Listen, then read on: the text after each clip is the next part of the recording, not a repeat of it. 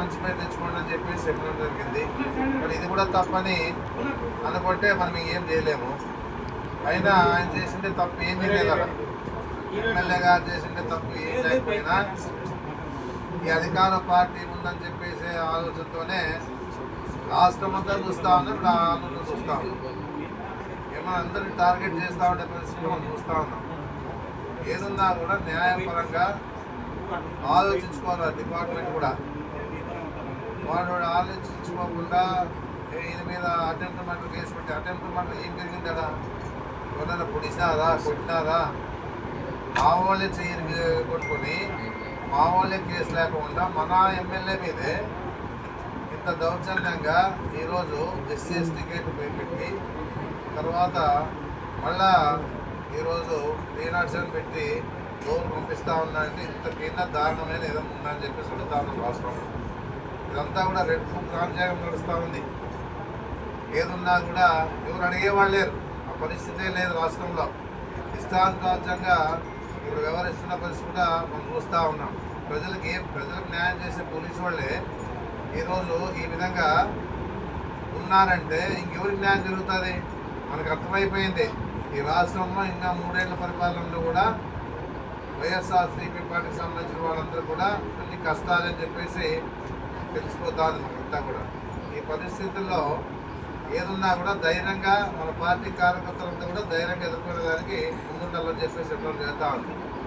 ఈరోజు రాష్ట్రంలో మనం చూస్తూ ఉన్నాం, ఎక్కడ చూసినా అరాచకాలు, అత్యాచారాలు, ఏదున్నా కూడా మర్డర్లు, ఏదున్నా కూడా ఈ విధంగానే ఈ రాష్ట్ర పరిపాలన సాగుతూ ఉంది. కానీ ఏ విధంగా కూడా న్యాయపరంగా ముందుకు పోదాము, రాష్ట్రాన్ని అభివృద్ధి చేస్తాము కానీ ఏ కోశాన్ని కూడా చంద్రబాబు నాయుడు లేదు. ఏమున్నా అమరావతి దృష్టిలో పెట్టుకొని అమరావతి గురించి మాట్లాడుతూ రైతుల మీద దౌర్జన్యాలు చేస్తూ రైతుల భూములు తీసుకుంటూ ఈ విధంగానే ముందుకు పోతా ఉండే పరిస్థితి ఉంది. అందుకే ఏదున్నా కూడా ఈరోజు మన విరూపాక్ష మీద ఎమ్మెల్యే గారి మీద ఈ విధంగా కేసు పెట్టడం అన్యాయం అని చెప్పేసి గట్టిగా మేము చెప్పగలుగుతా ఉన్నాం. ఏదున్నా ఒక కార్యకర్త కోసం పోయినా అంటే అది గొప్పతనం, ఎమ్మెల్యే గారిని గొప్పతనం అది. ఎందుకంటే ఆ రోజు ఆపదలో ఉన్నాను, నేను రాకపోతే పొద్దున్న శవం చూస్తా అని చెప్పిన కార్యకర్త కోసం పోయింటే తప్ప అని చెప్పేసి అడుగుతా ఉన్నాం. అందరూ కూడా ఆలోచించుకోవాలి కదా. ఆడ కానిస్టేబుల్ కూడా ఉన్నాడు, ఈయన పోయినప్పుడు కూడా కానిస్టేబుల్ ఆ ఊళ్ళో ఉన్నాడు, గలాట్ అవుతా ఉన్నాడని చెప్పేసి పోయినారండి. పోయిన తర్వాత కూడా అక్కడ కానిస్టేబుల్ సాక్ష్యాధారాలు ఉన్నా కూడా అవి ఏం తీసుకోవడం లేదు. ఏదన్నా ఏ విధంగా కేసులు పెట్టాలా, ఏ విధంగా ఎమ్మెల్యేని నిర్బంధించాలా, కేసులు పెట్టి రిమాండ్ పంపించాలని చెప్పేసి ఆలోచన తప్ప వేరేది లేదు.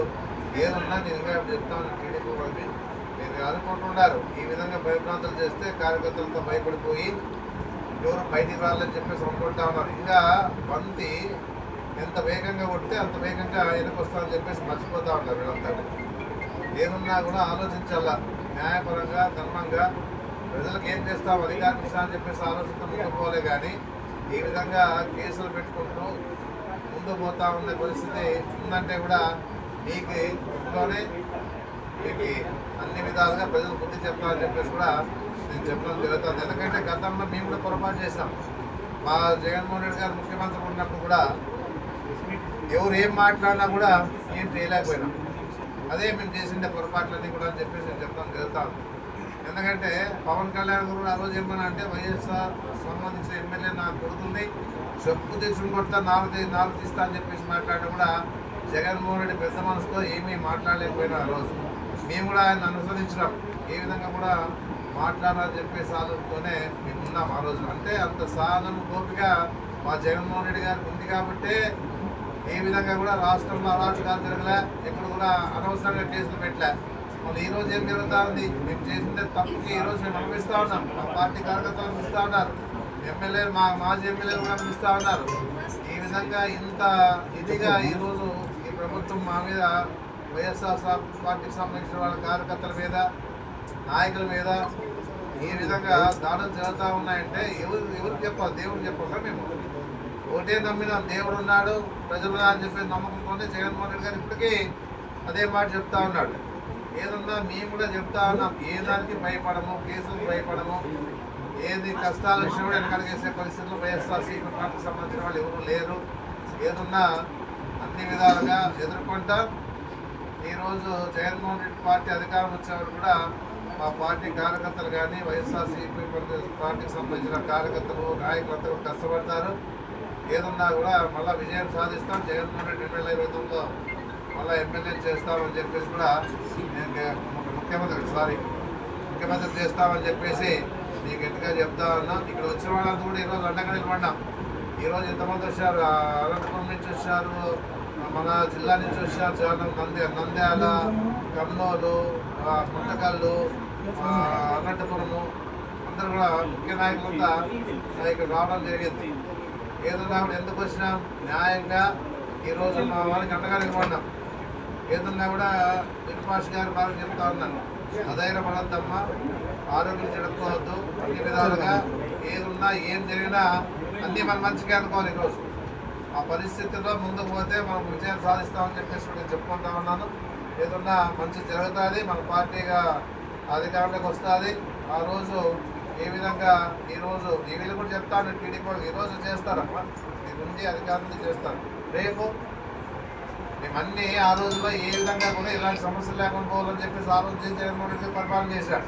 ఈరోజు మీరు ఈ అధికారం ఉందని చెప్పేసి ఈరోజు విచ్చలవిడిగా మీ ఇష్టానుసారంగా వ్యవహరిస్తూ ఉన్నారు. ఏదన్నా కూడా మీరు కూడా ఆలోచన చేసుకోవాలి. ప్రతి నాయకుడు చెప్తాడు, నాయకులంతా చెప్తారు వాళ్ళ, ఎందుకంటే రేపు సంస్థాగత ఎన్నికలు వస్తూ ఉన్నాయి కాబట్టి ఈ విషయంలోన ఇప్పుడే వాళ్ళంతా కూడా మన భయభ్రాంతం చేస్తే బాగుందని చెప్పేసి ఉద్దేశంతో ఉంటారేమో, కానీ అందరూ నిలబడతారు, పోటీ చేస్తారు. గెలుపుకోవడం దైవాధీనం, గురించి ఆలోచన చేసే పరిస్థితి లేదు. ఈ ఎలక్షన్ల నుంచి ఇవన్నీ జరుగుతామని చెప్పేసి మనకు అర్థమవుతా ఉంది. అయినా విజయం మాదే. లాస్ట్కి దేవుని దయతో నా విజయం మేమే సాధిస్తామని చెప్పేసి నేను చెప్పడం జరుగుతూ ఉంది. ఎన్ని ఆటంకాలు అయినా భయపడే పరిస్థితి మా పార్టీ కార్యకర్తలు కానీ నాయకులు కానీ ముఖ్యమైన ఎమ్మెల్యేలు, ఎంపీలు, మాజీ ఎమ్మెల్యేలు, ఎంపీలు కానీ అన్నిటికీ సిద్ధంగా కార్యకర్తలకు అండగా ఉంటాం, నాయకులకు అండగా ఉంటామని చెప్పేసి నేను తెలియజేస్తాను.